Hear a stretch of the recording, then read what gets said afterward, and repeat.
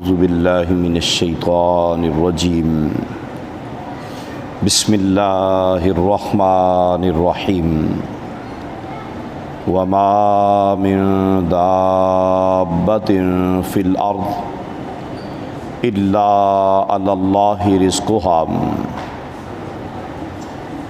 الحمدللہ، آج ہم نے 12ویں پارے کی تلاوت سنی۔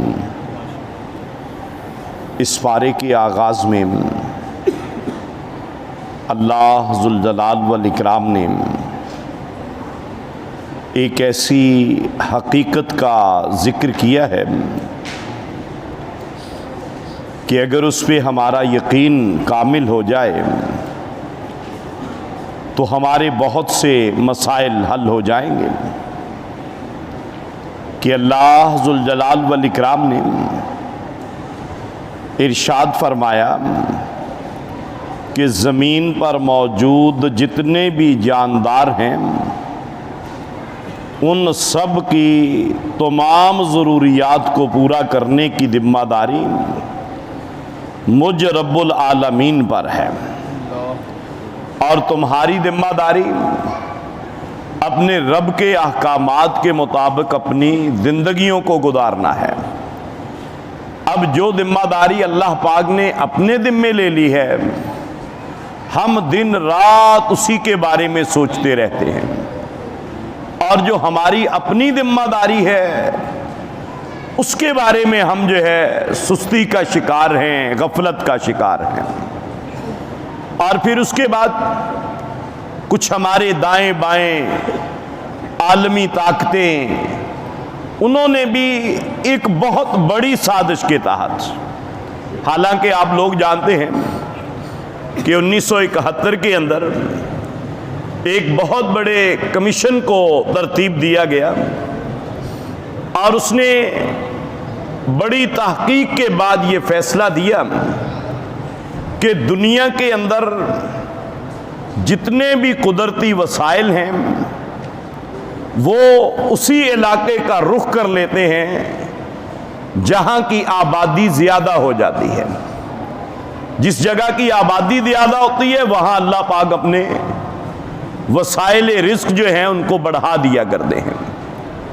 اور پھر انہوں نے دیکھا کہ سب سے بڑا خطرہ یہ ہمارا جنوبی ایشیا ہے، یہاں پہ آبادی بڑی تیزی سے بڑھ رہی ہے، اور اس وقت انہوں نے پلاننگ کی، اور آج تک وہ اس کے اوپر چل رہے ہیں کہ ان کی آبادی کو کم کیا جائے، اور ہمارے دماغوں میں یہ بات ڈال دی کہ آبادی کم ہوگی تو ہمارے مسائل جو ہیں وہ کم ہو جائیں گے، آبادی بڑھ جائے گی تو آپ بھوک سے مر جائیں گے۔ حالانکہ آج سے 50 سال پیچھے چلے جائیں، اپنے بزرگوں سے پوچھ لیں اور ان کو ملنے والی جو سہولتیں ہیں ان کو دیکھ لیں، اور آج جو ہمیں سہولتیں میسر ہیں ان کو دیکھ لیں۔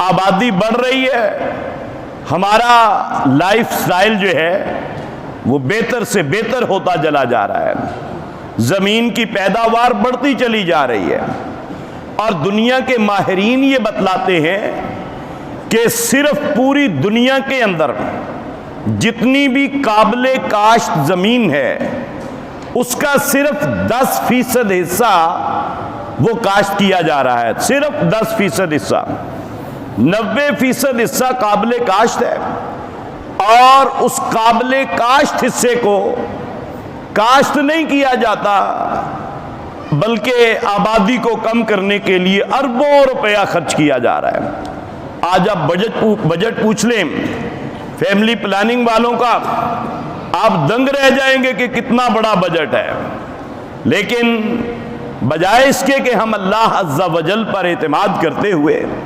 رزق کا معاملہ اللہ کے سپرد کر کے اپنی بہتر پلاننگ کریں۔ معاملہ پلاننگ کا ہے، ہمارے پاس زمین جو ہے زرخیز ہے، ہمارے پاس اتنی زرخیز زمین ہے کہ ہمارا یہ خطہ جو پنجاب ہے، صرف پاکستان کا پنجاب، اگر اس کو بہتر طریقے سے زراعت کے لیے چلایا جائے تو یہ پوری دنیا کی غذائی ضروریات پوری کر سکتا ہے، پوری دنیا کی 7 بر اعظموں کی غذائی ضروریات پوری کر سکتا ہے۔ اس قدر زیادہ جو ہے وہ درخید ہے، لیکن ہماری سوچیں جو ہے وہی یہود و نصارہ والی ہیں، وہ ایک سازش کر رہے ہیں اور ہم لوگ جو ہیں اس سازش کے آگے بڑھ کر ان سے بھی زیادہ ان کے وفادار بننے کی کوشش کر رہے ہیں۔ نہ اللہ رب العالمین کے اصولوں کی ہمیں پرواہ ہے، نہ شریعت کی پرواہ ہے، اور نہ ہی کوئی عقل سے کام لیتے ہیں۔ عقل کے بھی یہ ساری منافی باتیں ہیں، اپنی جگہ پہ انشاءاللہ کبھی اس کی تفصیل ذکر کریں گے۔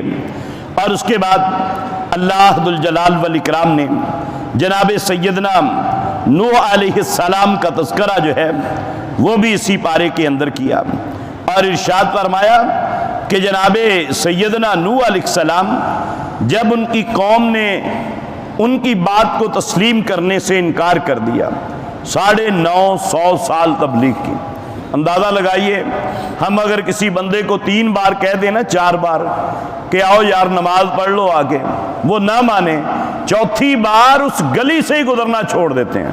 وہ چھوڑو جی انہیں کہڑا مننی ہے گل، وہ یہ کیڑی گل ہے جی، یہ تے بس گمراہ ہو گیا، یہ تے بس جہنمی ہو گیا۔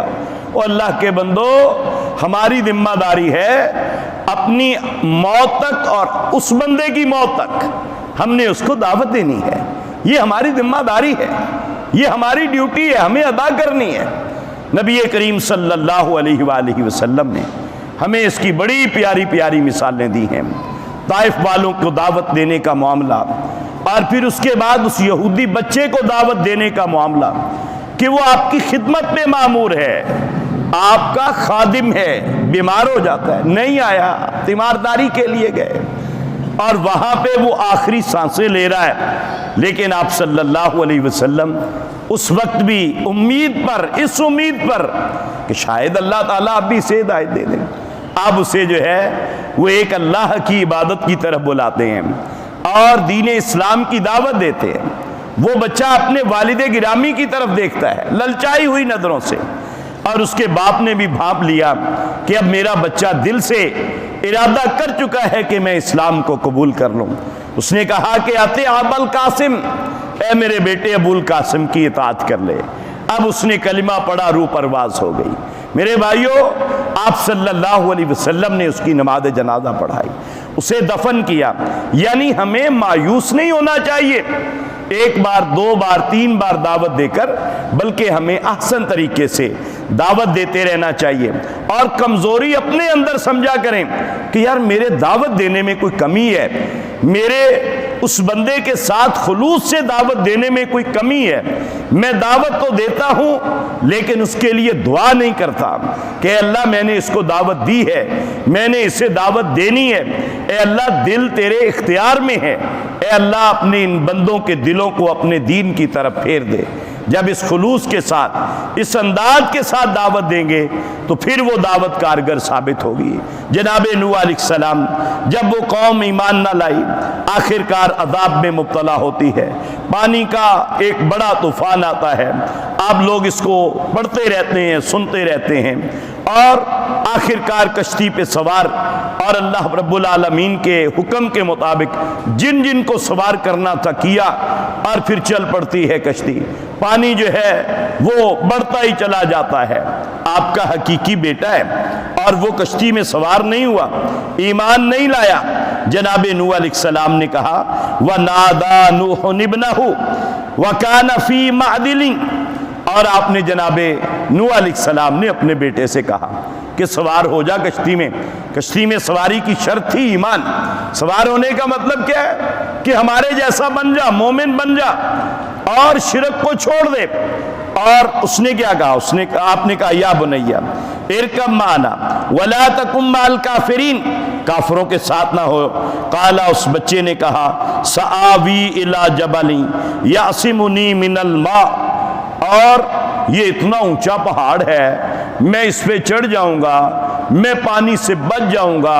جیسے کہ ہم بھی اللہ تعالیٰ کو چھوڑ کر اوروں کی طرف ہمیں للچائی ہوئی نظروں سے ہمیں امریکہ بچا لے گا، کبھی ہمیں جی چائنا بچا لے گا، کبھی جی ہمیں روس بچا لے گا، کبھی جی اب ہم انڈیا کے ساتھ دوستی کر لیں گے، کبھی کچھ، لیکن اپنے رب سے بغاوت کا اعلان کر رہے ہیں، دین اسلام کے خلاف سازشیں کی جا رہی ہیں۔ اور آپ نے دیکھا ہوگا اب پھر جو ہے نصاب تعلیم کے اوپر ایک بڑا گھناؤنا وار کیا جا رہا ہے کہ تمام ہماری کتابیں جن کے اندر اسلامی چیزیں موجود تھیں اب ان کو ختم کر کے وہ کہتے ہیں جی صرف اسلامیات کے اندر یہ رکھیں، باقی چیزوں سے اسلام کو نکال دیا جائے۔ یہ فیصلہ ہوا اور پھر اب یہ سپریم کورٹ کی طرف رجوع کی ہے، پتہ نہیں وہاں سے جو ہے وہ کیا فیصلہ آتا ہے۔ اب جو ہے اس نے کہا جی نہیں میں پہاڑ پہ چڑھ جاؤں گا، میں پہاڑ مجھے بچا لے گا۔ اللہ رب العالمین کے علاوہ اس دنیا کے اندر کوئی بچانے والا نہیں ہے۔ اگر اللہ تعالیٰ چاہے تو دنیا ساری بھی مل جائے، کسی بندے کو نقصان سے بچا نہیں سکتی، اور اگر اللہ پاک کسی کو بچانا چاہیں ساری دنیا بھی مل جائے تو اس بندے کا بال بھی بیکار نہیں ہو سکتا۔ یہ عقیدہ رکھیں، اپنے رب پر جو ہے وہ اعتماد اور توکل اور بھروسہ اور یقین اسے مضبوط کر لیں۔ جتنا ہمارا یقین اپنے رب پر مضبوط ہوتا چلا جائے گا، اللہ عز و جل کی رحمتیں ہمارے شامل حال ہوتی چلی جائیں گی۔ اور جناب نوح علیہ السلام نے کہا کہ اے میرے بیٹے، لا عاصم اليوم من امر اللہ الا من رحم ربی، جس پر اللہ کی رحمت ہوگی وہی بچے گا۔ یہ پہاڑ، یہ حجر، یہ شجر، یہ تیرے بڑے بڑے بت، یہ کچھ بھی تمہیں جو ہے وہ بچانے والے نہیں ہیں۔ اور آخر کار پھر موج آتی ہے اور اس کے اندر ان کا بیٹا بھی جو ہے وہ پانی کے اندر بہا کے لے جاتی ہے، پانی خشک ہو جاتا ہے۔